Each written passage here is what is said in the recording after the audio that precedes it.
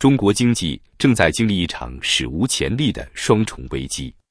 房地产和电动车这两大支柱产业正在上演一场惊人相似的至暗时刻。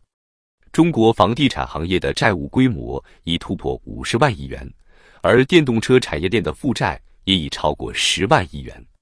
这两个天文数字加起来，相当于中国 GDP 的一半。当年恒大暴雷时的2万亿债务，在这个规模面前竟显得微不足道。而现在，我们正看到历史在重演，只是这次的规模要大得多。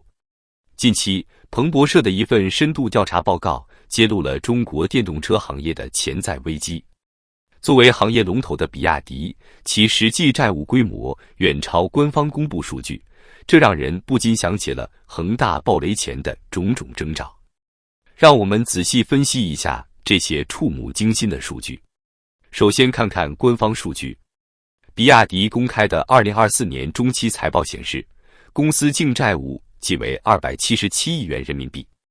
这个数字看起来似乎相当健康，但实际情况却大不相同。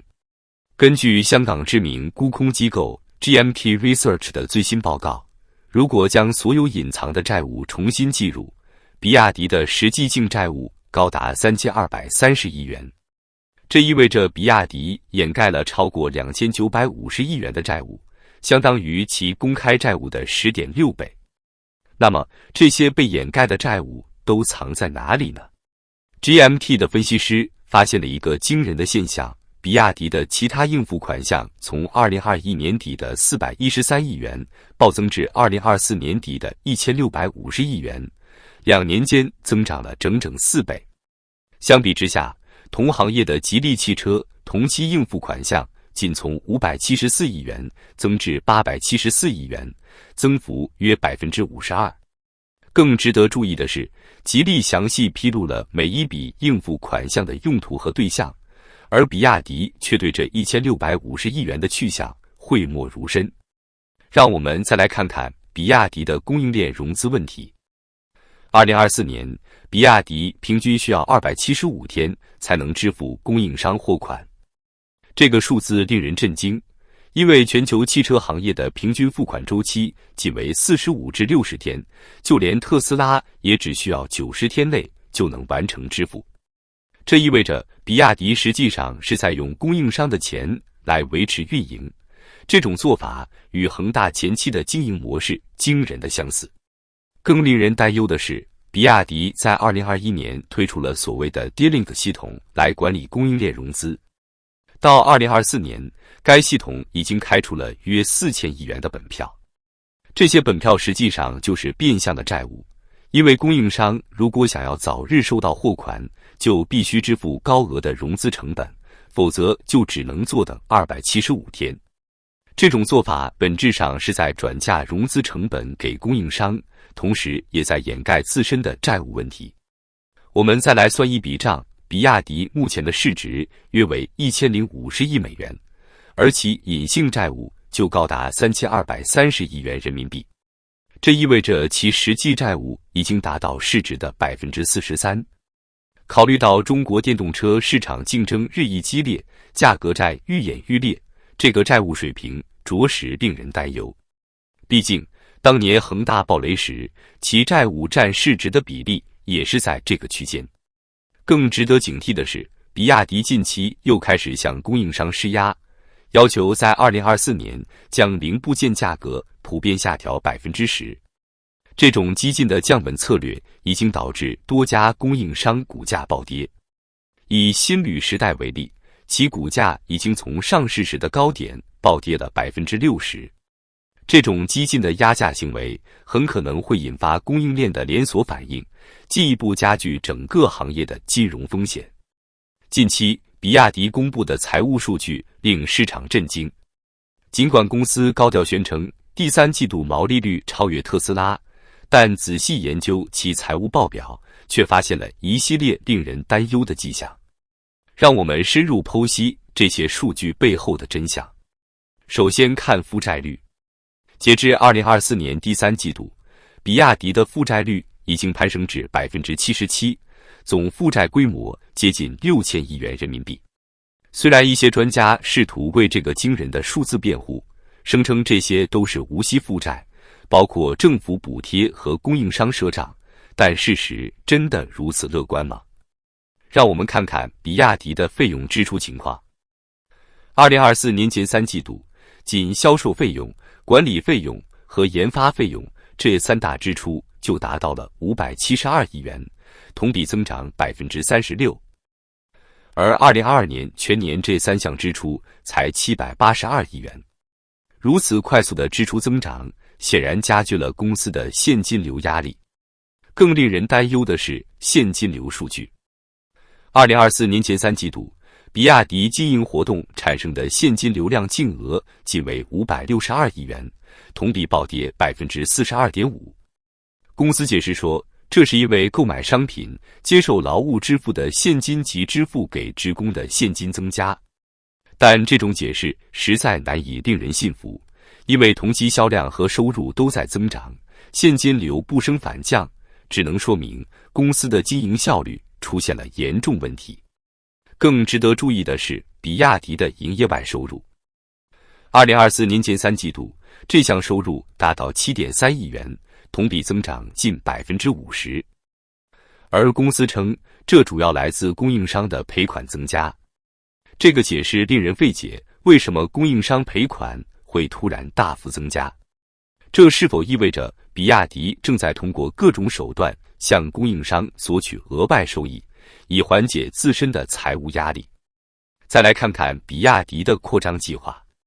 截至2024年，公司已在泰国、乌兹别克斯坦、巴西等国建立生产基地，还计划在土耳其、西班牙、墨西哥等地设厂。这种激进的全球扩张战略需要投入巨额资金，但在当前中美贸易摩擦加剧的背景下，这些投资能否收回成本还是个大问题。以墨西哥工厂为例，比亚迪原本期望通过在墨西哥设厂来绕过美国的贸易壁垒，但特朗普已经表态，如果重返白宫，将对墨西哥商品征收25%的关税。这意味着比亚迪在墨西哥的投资可能会面临巨大损失，而这仅仅是其全球扩张风险的一个缩影。值得关注的是，比亚迪最近向供应商发出的降价通知。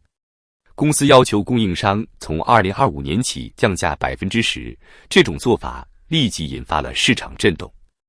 以新旅时代为例，这家比亚迪的主要供应商股价已经从上市价暴跌60%。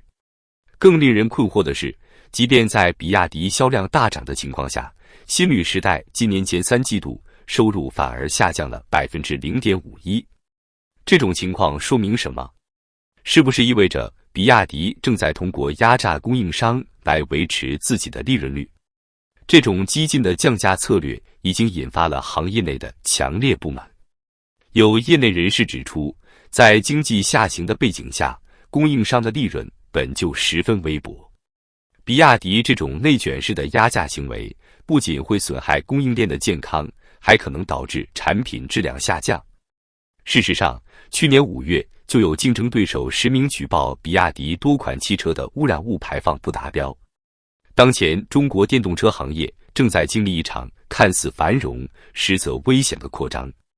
表面上，我们看到了令人眼花缭乱的销量数据。2024年中国电动车市场总销量达到1286万辆，其中比亚迪以427万辆的成绩占据了33%的市场份额。但在这些亮眼数字背后，却潜藏着巨大的金融风险。我们先来看看整个行业的债务状况。据金融监管部门统计，截至2024年底，中国汽车行业的总负债已经超过10万亿元人民币，其中电动车相关企业的负债占比超过40%。这意味着仅电动车产业链的负债就已经达到4万亿元以上。这个数字与2017年房地产行业债务规模相当，而我们都知道房地产最终是如何演变的。更令人担忧的是产能过剩问题。目前中国电动车产能已达2500万辆，而实际销量仅为1286万辆，产能利用率仅为 51.4%。这种严重的产能过剩正在推动一场史无前例的价格战。从2024年初至今，主流电动车型平均降价幅度已达 30%， 部分车型甚至降价超过 40%。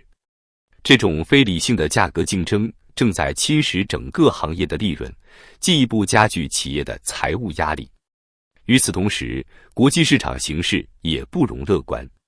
欧盟已经启动对中国电动车补贴的反补贴调查，预计可能征收最高达 25% 的惩罚性关税。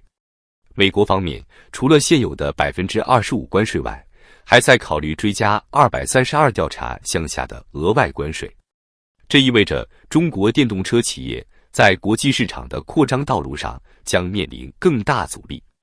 这种内外交困的局面已经开始显现具体影响。据统计，2024年已有超过20家新能源车企宣布破产或停产，其中不乏曾经风光一时的明星企业。更令人担忧的是，这些企业的倒闭正在引发连锁反应，波及上下游数千家供应商。让我们再来看看金融风险。据银保监会内部统计，截至2024年底，中国银行业对新能源汽车产业链的贷款余额已超过3万亿元，不良贷款率达到 2.8%， 远高于银行业 1.8% 的平均水平。如果行业持续恶化，这些贷款的违约风险将进一步上升。特别值得注意的是供应链金融风险。我们以比亚迪为例，公司在2024年开出的供应链融资票据就高达4000亿元。这种模式在整个行业内普遍存在。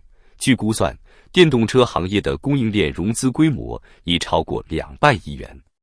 一旦出现大规模违约，将直接威胁到整个金融体系的稳定。而这一切的最终买单者很可能是普通消费者和纳税人。政府对电动车行业的补贴已经超过1万亿元，这些钱最终都来自纳税人口袋。